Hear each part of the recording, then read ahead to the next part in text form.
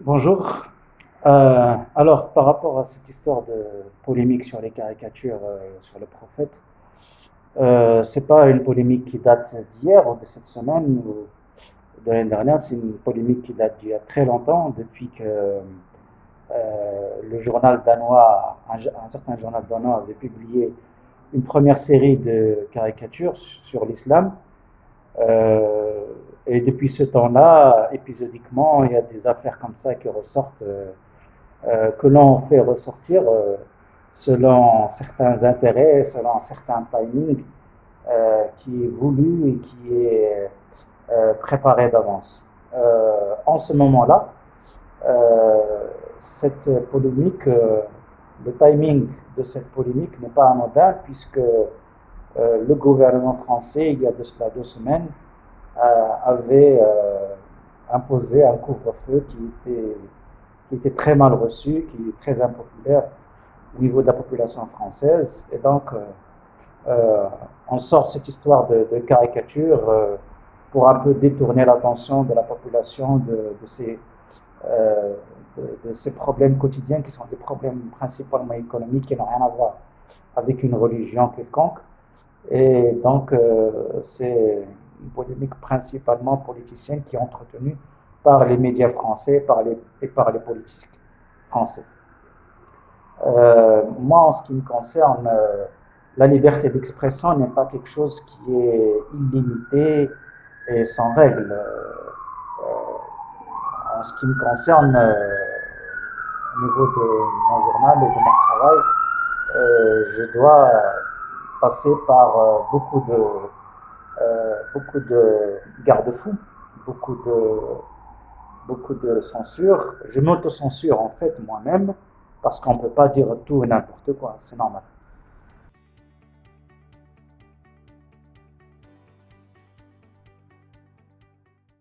Alors, par rapport à la liberté d'expression ou la marge de liberté que peut avoir un dessinateur de presse, parce que j'appelle ça comme ça, en fait, un caricaturiste qui travaille pour la presse, c'est un dessinateur de presse. Euh, En fait, quand j'ai intégré la rédaction de l'Économiste il y a de cela 20 ans, euh, je lui dis quelle était en fait ma marge de manœuvre, quel était mon cahier de charge. On m'a dit que je pouvais parler de tout librement, sans toucher aux sacralités du royaume. Bon, les sacralités, on les connaît. Euh, mais bon, après, on se rend compte en fait qu'il faut faire très attention à chaque fois. Il ne faut pas parler de ci, il ne faut pas parler de ça. Euh, il faut savoir slalomer entre les lignes, entre les interdits. Et en fait, ça ne me gêne pas du tout parce que ça fait tout l'intérêt de ce métier-là parce que c'est un métier euh, qui, qui, comment dire, qui consiste à transmettre l'information journalistique sous la forme de dessin. Et il faut en fait rassembler toute une information sur une case. Donc dire beaucoup de choses sur une petite image. Et c'est ce qui fait la force en fait de ce métier-là, c'est que on peut faire passer subtilement certains messages que l'écrit ne peut pas faire passer.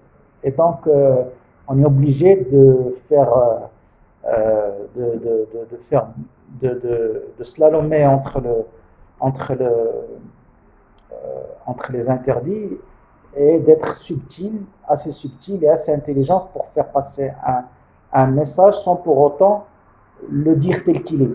Voilà, en fait, et c'est ça en fait le problème avec les dessins genre les dessins de Charlie Hebdo, c'est que c'est des gens qui sont pour moi, c'est des dessinateurs qui sont de grands paresseux parce que leur humour, à la rigueur, il n'est pas marrant. Si au moins il était marrant, il serait défendable. Il n'est pas marrant, il est méchant, il est très aura de pâquerette, comme on dit. Il n'est pas très évolué. En fait, ils ne font pas d'efforts, beaucoup d'efforts au niveau de la créativité. Parce qu'ils n'ont pas d'interdit, justement. Le fait qu'il n'y ait pas d'interdit fait que euh, ça, rend le, ça rend le dessinateur très paresseux au niveau de la créativité. Et je vous le dis, tout ce qui fait le charme de ce métier-là, c'est de pouvoir passer des messages de façon subtile, faire des clins d'œil, faire des références, faire des... Il y a des tas de choses à faire. Donc, cette histoire-là de caricature de prophète, en fait, c'est de la méchanceté gratuite pour moi. Il y a pas autre chose à dire.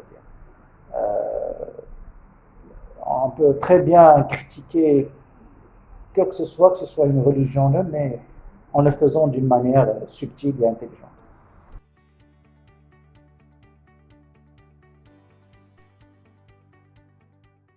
Alors, pour ce qui est de l'état de la caricature au Maroc, en fait, moi, quand j'ai commencé il y a de cela 20 ans à l'économiste, ce métier-là était quasi inexistant. En fait, il avait eu son heure de gloire dans les années 70, et puis à certains moments, sous l'ère de, de l'ancien roi, ce métier-là a été mis un peu entre parenthèses pendant plusieurs années. Et puis au début des années 2000, ce métier-là a retrouvé un nouveau souffle avec la multiplication des titres de presse à l'époque et un certain, une certaine évolution de la liberté d'expression au Maroc qui n'existait pas avant. Donc on a vu éclore beaucoup de titres de presse et ce faisant, beaucoup de dessinateurs sont apparus sur le devant de la scène. Euh, alors ce sont principalement des dessinateurs arabophones. Alors la particularité de mon profil à moi, c'est que je suis peut-être l'un des rares, ou peut-être le seul dessinateur francophone au Maroc. Et il y a beaucoup de très très bons dessinateurs, surtout au niveau visuel, au niveau artistique, qui font des choses magnifiques via Photoshop ou via qui travaillent, sur ordinateur, sur Photoshop, et qui font des dessins magnifiques. Maintenant, au niveau de la subtilité du dessin de presse, tel qu'on aimerait qu'il soit, il y a encore du travail à faire.